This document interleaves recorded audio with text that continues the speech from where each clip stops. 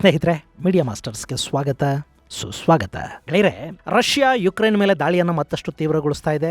ಡ್ರೋನ್ಗಳು ಹಾಗೂ ಮಿಸೈಲುಗಳು ಯುಕ್ರೇನ್ನ ರಾಜಧಾನಿ ಕೀವ್ ಸೇರಿದಂತೆ ನಾನಾ ನಗರಗಳ ಮೇಲೆ ದಾಳಿ ಮಾಡ್ತಾ ಇದ್ರೆ, ಯುಕ್ರೇನ್ ಕೂಡ ರಷ್ಯಾದ ಒಂದಷ್ಟು ಇಂಧನಾಗಾರಗಳ ಮೇಲೆ ದಾಳಿಯನ್ನು ಮಾಡ್ತಾ ಇದೆ. ಅಲ್ಲಿ ದೊಡ್ಡ ಪ್ರಮಾಣದಲ್ಲಿ ನಾಗರಿಕರ ಸಾವು ನೋವುಗಳು ಕೂಡ ವರದಿಯಾಗ್ತಾ ಇವೆ. ಗೆಳೆಯರೆ, ಒಂದು ದೇಶದ ಮೇಲೆ ನಿರ್ದಿಷ್ಟ ದಾಳಿಯನ್ನು ಮಾಡಿ ಅಲ್ಲಿನ ಅಧ್ಯಕ್ಷನನ್ನು ಎತ್ತಾಕೊಂಡು ಹೋಗೋದಕ್ಕೆ ಅಮೆರಿಕಾಗೆ ಸಾಧ್ಯ ಆಗುತ್ತೆ ಅನ್ನೋದಾದ್ರೆ ಅದನ್ನು ರಷ್ಯಾ ಕೂಡ ಯಾಕೆ ಮಾಡಬಾರ್ದು? ರಷ್ಯಾ ಯುಕ್ರೇನ್ ವಿಷಯದಲ್ಲಿ ಯಾಕೆ ಇಷ್ಟು ಕಷ್ಟಪಡ್ತಾ ಇದೆ? ಯುಕ್ರೇನ್ನ ಅಧ್ಯಕ್ಷನನ್ನು ಹಾಗೆ ಕಿಡ್ನ್ಯಾಪ್ ಮಾಡಿಸ್ಬಿಟ್ಟಿದ್ರೆ ಈ ಯುದ್ಧ, ನಾಗರಿಕರ ಸಾವು, ಜಾಗತಿಕ ಸಮಸ್ಯೆಗಳು, ಸಪ್ಲೈ ಚೈನ್ಗೆ ಆಗ್ತಾ ಇರೋ ತೊಂದರೆಗಳು ಇವನ್ನೆಲ್ಲ ತಪ್ಪಿಸಬಹುದಿತ್ತಲ್ವಾ? ಹಾಗಂತ ನಿಮ್ಗೆ ಅನ್ನಿಸೋದು ಸಹಜ. ಕೆಲವರಂತೂ ಪಾಪ ರಷ್ಯಾ ಅದು ಅಮೆರಿಕಾದಷ್ಟು ಕುತಂತ್ರಿ ಅಲ್ಲ ಅಂತ ಕೂಡ ಒಂದು ಜಡ್ಜ್ಮೆಂಟನ್ನು ಕೊಟ್ಬಿಡಬಹುದು. ಆದರೆ ಇಂಥ ವಿಷಯಗಳಲ್ಲಿ ರಷ್ಯಾ ಕೂಡ ಅಮೆರಿಕಾಗಿಂತ ಯಾವುದರಲ್ಲೂ ಕಡಿಮೆ ಏನಿಲ್ಲ. ಇವತ್ತವರಿಗೆ ತುಂಬ ಶಕ್ತಿ ಇಲ್ಲ, ಅದಕ್ಕೆ ಸುಮ್ಮನಿದ್ದಾರೆ ಅಷ್ಟೇ. ಆದರೆ ಅದೊಂದು ಕಾಲ ಇತ್ತು. ರಷ್ಯಾ ಸೋವಿಯತ್ ಯೂನಿಯನ್ನ ಭಾಗವಾಗಿ ಸೋವಿಯತ್ ಯೂನಿಯನನ್ನು ಮುನ್ನಡೆಸ್ತಾ ಇತ್ತಲ್ಲ, ಆ ಸಂದರ್ಭದಲ್ಲಿ ಇಂಥ ಸಾಕಷ್ಟು ಕಾರ್ಯಾಚರಣೆಗಳನ್ನು ಅವರು ಕೂಡ ಅಮೆರಿಕಾಗಿಂತಲೂ ಭಯಾನಕವಾಗಿ ಮಾಡಿದ್ದಿದೆ. ಅವತ್ತು ಸೋವಿಯತ್ ಕೂಡ ಮತ್ತೊಂದು ದೇಶದ ಸಾರ್ವಭೌಮತ್ವದ ಮೇಲೆ ಹಲ್ಲೆ ಮಾಡ್ತು. ಆ ದಾಳಿ ಎಷ್ಟು ಭಯಾನಕವಾಗಿತ್ತು ಅಂದರೆ, ಆ ದೇಶದ ಅಧ್ಯಕ್ಷನೊಬ್ಬನನ್ನು ಕೊಲ್ಲೋದಿಕ್ಕಾಗಿ ಸೋವಿಯತ್ ಯೂನಿಯನ್ 350ಕ್ಕೂ ಹೆಚ್ಚು ಮಂದಿಯನ್ನು ಬಲಿ ತಗೊಂಡಿತ್ತು. ಹಾಗಾದರೆ ಯಾವುದು ಅದು ಸೋವಿಯತ್ ಮಾಡಿದ ಭಯಾನಕ ಕಾರ್ಯಾಚರಣೆ? ಸೋವಿಯತ್ನ ಕೆಂಗಣ್ಣಿಗೆ ಗುರಿಯಾದ ಆ ಅಧ್ಯಕ್ಷ ಯಾರು? ಯಾಕೆ ಆ ಕಾರ್ಯಾಚರಣೆಯನ್ನು ಅವರು ಮಾಡಬೇಕಾಗಿ ಬಂತು? ಬನ್ನಿ ನೋಡೋಣ.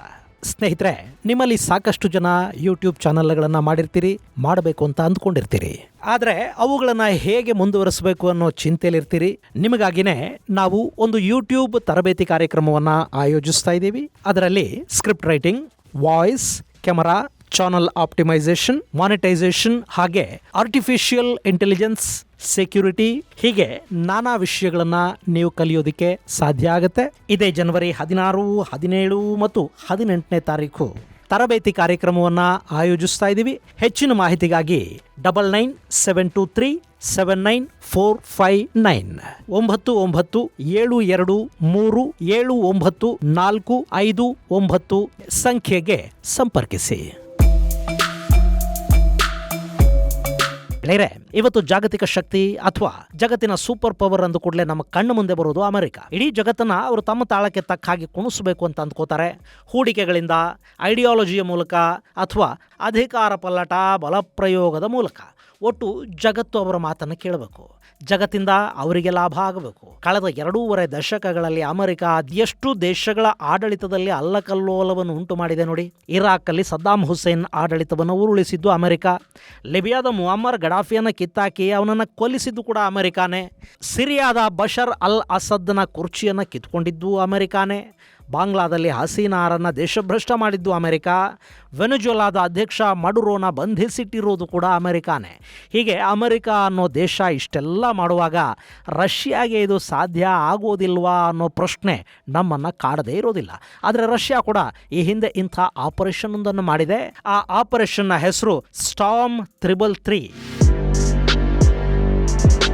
ಗೆಳೆಯರೆ, ಆಪರೇಷನ್ ಸ್ಟಾರ್ಮ್ ಆರಂಭ ಆಗುವುದು 1979ರಲ್ಲಿ.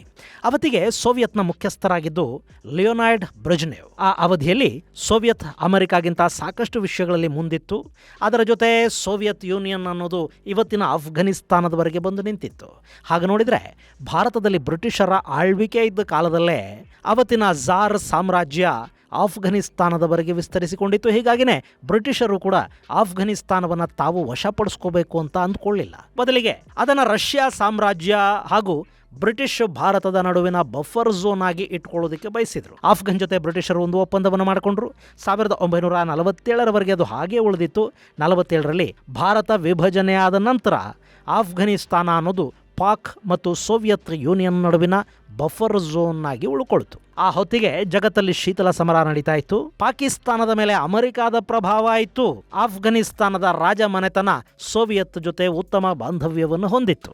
ಅದರ ಜೊತೆ ಆಫ್ಘನ್ನಲ್ಲಿ ಕ್ಷಿಪ್ರ ಕ್ರಾಂತಿಯಾಗಿ ಅಲ್ಲಿನ ರಾಜನನ್ನು ಪದಚ್ಯುತಗೊಳಿಸಿ ಅಲ್ಲಿಗೆ ದಾವೂದ್ ಖಾನ್ ಅನ್ನೋನು ಬಂದಾಗ ಕೂಡ ಆಫ್ಘನ್ ಮತ್ತು ಸೋವಿಯತ್ನ ಸಂಬಂಧಗಳು ಚೆನ್ನಾಗೇ ಇದ್ವು. ಆ ನಂತರ 1978ರಲ್ಲಿ ದಾವೂದ್ ಖಾನ್ ವಿರುದ್ಧ ಪೀಪಲ್ಸ್ ಡೆಮೊಕ್ರೆಟಿಕ್ ಪಾರ್ಟಿ ಆಫ್ ಆಫ್ಘನಿಸ್ತಾನದ ಸದಸ್ಯರು ದಂಗೆದ್ರು. ಅಲ್ಲಿ ಮಿಲಿಟರಿ ಆಕ್ಷನ್ನಲ್ಲಿ ದಾವೂದ್ ಖಾನ್ನನ್ನು ಕೊಲ್ಲಲಾಯಿತು.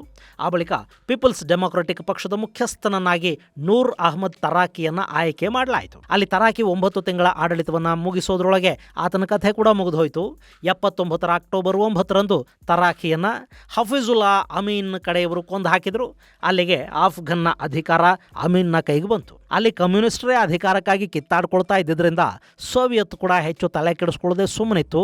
ಆದರೆ ಯಾವಾಗ ಹಫೀಜುಲ್ಲಾ ಅಮೀನ್ ಅಧಿಕಾರಕ್ಕಾಗಿ ಅಮೆರಿಕ ಜೊತೆ ಡೀಲ್ ಮಾಡ್ಕೊಂಡಿದ್ದಾನೆ ಅನ್ನೋದು ಸೋವಿಯತ್ಗೆ ಗೊತ್ತಾಯಿತು, ಅಲ್ಲಿಗೆ ಸೋವಿಯತ್ ಕೆರಳಿತು. ಹಫೀಜ್ ಸುಮಾರು 2 ತಿಂಗಳ ಕಾಲ ಅಧಿಕಾರದಲ್ಲಿದ್ದ ಅನ್ಸತ್ತೆ. ಅಲ್ಲಿ ಅವನನ್ನು ಪದಚ್ಯುತಗೊಳಿಸಿ ಬಬ್ರಾಕ್ ಕರ್ಮಾಲ್ ಅನ್ನೋ ಸೋವಿಯತ್ ನಿಷ್ಠನನ್ನು ಕೂರಿಸೋದಕ್ಕೆ ಬ್ರೆಜ್ನೆವ್ ಆಸಕ್ತಿಯನ್ನು ಹೊಂದಿದ್ರು. ಮೊದಲಿಗೆ ಹಫೀಜ್ ಅಮೀನ್ಗೆ ಅಧಿಕಾರವನ್ನು ಬಿಟ್ಟುಕೊಡೋದಕ್ಕೆ ಸೋವಿಯತ್ ಹೇಳ್ತು. ಆದರೆ ಅಮೀನ್ ಅದಕ್ಕೆ ಒಪ್ಪಲಿಲ್ಲ. ಸೊ ಅಲ್ಲೊಂದು ಆಪರೇಷನ್ ಮಾಡೋದಕ್ಕೆ ಸೋವಿಯತ್ ನಿರ್ಧಾರವನ್ನು ಕೈಗೊಳ್ತು. ಆ ಆಪರೇಷನ್ನಲ್ಲಿ ಅಮೀನನ್ನು ಎತ್ತಾಕೊಂಡು ಬರೋ ಉದ್ದೇಶ ಖಂಡಿತ ಸೋವಿಯತ್ಗಿರಲಿಲ್ಲ. ಅಲ್ಲಿ ಸೇನೆಯನ್ನು ದಾಟಿ ಅಮೀನ್ ಹಾಗೂ ಅವನ ನಿಷ್ಠರು ಮತ್ತು ಕುಟುಂಬಸ್ಥರನ್ನು ಕೊಂದು ಹಾಕಬೇಕು ಅಂತಲೇ ಸೋವಿಯತ್ ನಿರ್ಧಾರ ಮಾಡಿತ್ತು. ಗೆಳೆಯರೆ, ಅದು ಡಿಸೆಂಬರ್ 27, 1979. ಆಫ್ಘನಿಸ್ತಾನದ ಕಾಬೂಲ್ನಲ್ಲಿ ಚಳಿ ಶುರುವಾಗಿತ್ತು. ಅಮೀನ್ಗೂ ಸೋವಿಯತ್ನ ಭಯ ಆಯಿತು. ಹೀಗಾಗಿ ಅವನು ಆ ಕೊರೆಯುವ ಚಳಿಯಲ್ಲಿ ಹಿಮದ ನಡುವೆ ಕೂಡ ಆಗಾಗ ಬೆವರ್ತಾ ಕೂತಿದ್ದ. ಅಲ್ಲಿ ಅಮೆರಿಕ ಅವನಿಗೆ ಸಹಾಯ ಮಾಡೋ ಭರವಸೆಯನ್ನು ಕೊಟ್ಟಿತ್ತಾದರೂ ಸೋವಿಯತ್ನ ಶಕ್ತಿಯ ಬಗ್ಗೆ ಈ ಅಮೀನ್ಗೆ ಗೊತ್ತಿತ್ತು. ಅಷ್ಟೇ ಅಲ್ಲ, ಅಮೆರಿಕಾಗಿಂತ ಸೋವಿಯತ್ ಭೌಗೋಳಿಕವಾಗಿ ಆಫ್ಘನಿಸ್ತಾನಕ್ಕೆ ತುಂಬ ಹತ್ತಿರ ಇತ್ತು. ಇನ್ನು ಅಮೀನ್ ಕಾಬೂಲಲ್ಲಿದ್ದ ತಾಜ್ ಬೇಗ್ ಅರಮನೆಯಲ್ಲಿ ಕೂತಿದ್ದ.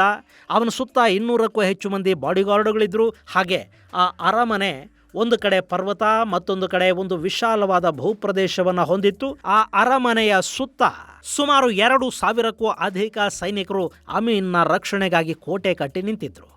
ಅಂಥ ಪ್ರದೇಶದಲ್ಲಿ ಏಕಾಏಕಿ ಅರಮನೆಗೆ ನುಗ್ಗಿ ಅಮೀನನ್ನು ಹೊಡೆದು ಹಾಕೋದು ಕಷ್ಟ ಅನಿಸ್ತಾ ಇತ್ತು.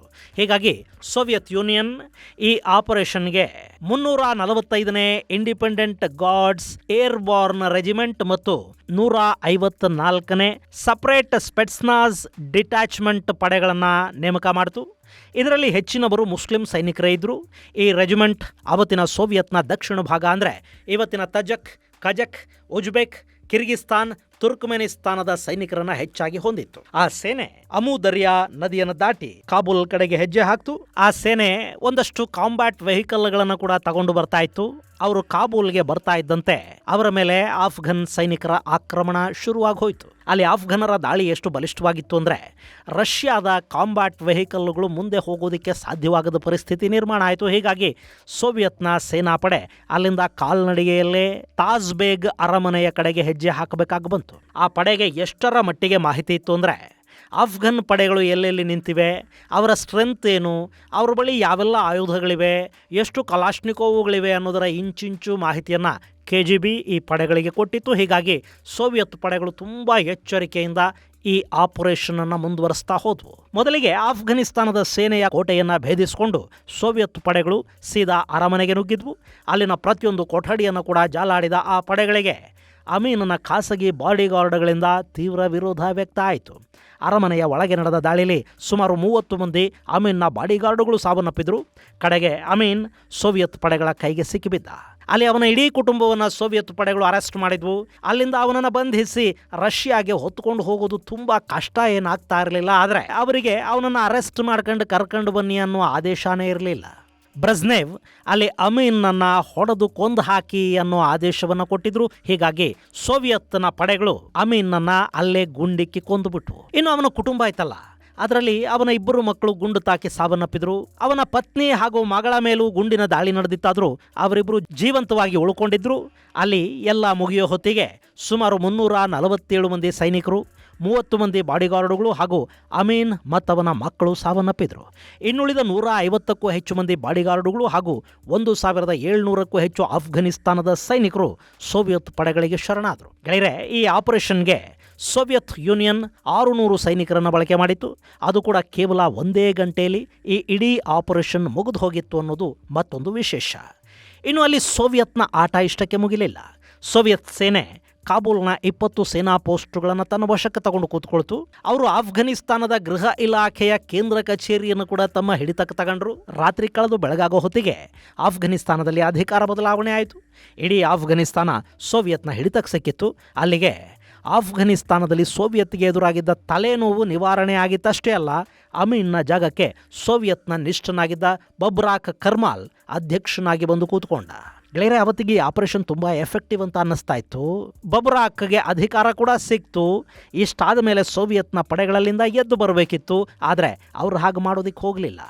ಈ ಬಬ್ರಾಕ್ ವಿರುದ್ಧ ಅಮೀನ್ನ ಅನುಯಾಯಿಗಳು ಮತ್ತಲ್ಲಿ ದಂಗೆ ಎದ್ದು ಬಿಟ್ರೆ ಅಂತ ಯೋಚಿಸಿದ ಸೋವಿಯತ್ ಪಡೆಗಳು ಆಫ್ಘನಿಸ್ತಾನದಲ್ಲೇ ಉಳ್ಕೊಳ್ಳೋದಕ್ಕೆ ಪ್ಲಾನ್ ಮಾಡಿದ್ವು. 1979ರಿಂದ 1989ರವರೆಗೆ ಸೋವಿಯತ್ನ ಸೈನ್ಯ ಆಫ್ಘನಿಸ್ತಾನದಲ್ಲಿ ಬೀಳ್ಬಿಡ್ತು. ಹೀಗೆ ಆಫ್ಘನ್ನಲ್ಲಿ ಯಾವಾಗ ಸೋವಿಯತ್ ಸೈನಿಕರೇ ಬಂದು ಕೂತರೋ ಅಲ್ಲಿ ಅವರು ನಿರೀಕ್ಷಿಸಿದ ಹಾಗೆ ಒಂದಷ್ಟು ದಂಗೆಗಳು ಆದವು. ಒಂದಷ್ಟು ಬಂಡುಕೋರರು, ಇಸ್ಲಾಮಿಕ್ ಮುಜಾಹಿದೀನ್ಗಳು ಸೋವಿಯತ್ನ ವಿರುದ್ಧ ಯುದ್ಧಕ್ಕೂ ನಿಂತರು. ಈ ಸಂಘರ್ಷದಲ್ಲಿ ಮತ್ತೊಂದಷ್ಟು ಜನ ಗಡಿ ದಾಟಿ ಪಾಕಿಸ್ತಾನಕ್ಕೆ ಬರಬೇಕಾಯ್ತು. ಈ ಎಲ್ಲ ಪರಿಸ್ಥಿತಿಗಳನ್ನು ತನ್ನ ಅನುಕೂಲಕ್ಕಾಗಿ ಬಳಸಿಕೊಂಡ ಅಮೆರಿಕ ಸೋವಿಯತ್ ಸಂಘರ್ಷಕ್ಕೆ ತಾನೂ ಧುಮುಕ್ತು. ಅಲ್ಲಿ ಪಾಕಿಸ್ತಾನವನ್ನು ಬಳಸಿಕೊಂಡು ಮುಜಾಹಿದೀನ್ ಪಡೆಗಳನ್ನು ಸಿದ್ಧಗೊಳಿಸಿ ಸೋವಿಯತ್ ವಿರುದ್ಧ ಅಮೆರಿಕ ಮೇಲುಗೈಯನ್ನು ಸಾಧಿಸಿತು. ಆಫ್ಘನಿಸ್ತಾನದ ಆ 10 ವರ್ಷಗಳಿವೆ ನೋಡಿ. ಅಲ್ಲಿ ಸೋವಿಯತ್ ಒಕ್ಕೂಟ ಸಾಕಷ್ಟು ಹಣ, ಸೇನೆ, ಆಯುಧಗಳು ಎಲ್ಲವನ್ನ ಇನ್ವೆಸ್ಟ್ ಮಾಡಬೇಕಾಗಿ ಬಂತು. ಅದರ ಪರಿಣಾಮ 90ರ ಹೊತ್ತಿಗೆ ಸೋವಿಯತ್ ಅನ್ನೋದು ಒಡೆದು ಅಲ್ಲಿ 15 ದೇಶಗಳು ಹುಟ್ಟುಕೊಂಡವು. ಸೋವಿಯತ್ಗೆ ಆರಂಭದಲ್ಲಿ ಕಾಣಿಸಿಕೊಂಡ ಜಯ 10 ವರ್ಷಗಳಲ್ಲಿ ಅವರ ಎಲ್ಲ ಕನಸುಗಳನ್ನು ನಾಶ ಮಾಡಿದಷ್ಟೇ ಅಲ್ಲ, ಸೋವಿಯತ್ನ ಶಕ್ತಿಯನ್ನು ಕೂಡ ತಿಂದುಕೊಂಡು ಬಿಡ್ತು. ಗೆಳೆಯರೆ, ಈಗ ವೆನೆಜುಲಾದ ವಿಷಯದಲ್ಲಿ ಕೂಡ ಅಮೆರಿಕಾಗ ಅದೇ ಆಗತ್ತಾ? ಅಥವಾ ಅಮೆರಿಕ ಮಾಡಿರೋ ಈ ಆಪರೇಷನ್ನ ಕಾರಣದಿಂದ ವೆನೆಜುಲಾ ಅನ್ನೋದು ಮತ್ತೊಂದು ಇರಾಕೋ, ಲಿಬಿಯಾನೋ, ಸಿರಿಯಾನೋ ಆಗಿಬಿಡುತ್ತಾ ಅನ್ನೋ ಅನುಮಾನಗಳು ಕೂಡ ಇಲ್ಲಿ ಕಾಡತ್ವೆ. ಎಲ್ಲದಕ್ಕೂ ಉತ್ತರಿಸಬೇಕಾಗಿದ್ದು ಕಾಲ. ಇದು ಗೆಳೆಯರೆ 46 ವರ್ಷಗಳ ಹಿಂದೆ ಸೋವಿಯತ್ ಯೂನಿಯನ್ ನಡೆಸಿದ್ದ ಆಪರೇಷನ್ ಸ್ಟಾರ್ಮ್ ಕುರಿತಾದ ಒಂದಷ್ಟು ಮಾಹಿತಿ. ಮುಂದಿನ ಸಂಚಿಕೆಯಲ್ಲಿ ಮತ್ತಷ್ಟು ವಿಶೇಷಗಳ ಜೊತೆ ಮತ್ತೆ ಭೇಟಿಯಾಗೋಣ. ಅಲ್ಲಿವರೆಗೆ ಜೈ ಹಿಂದ್, ಜೈ ಕರ್ನಾಟಕ.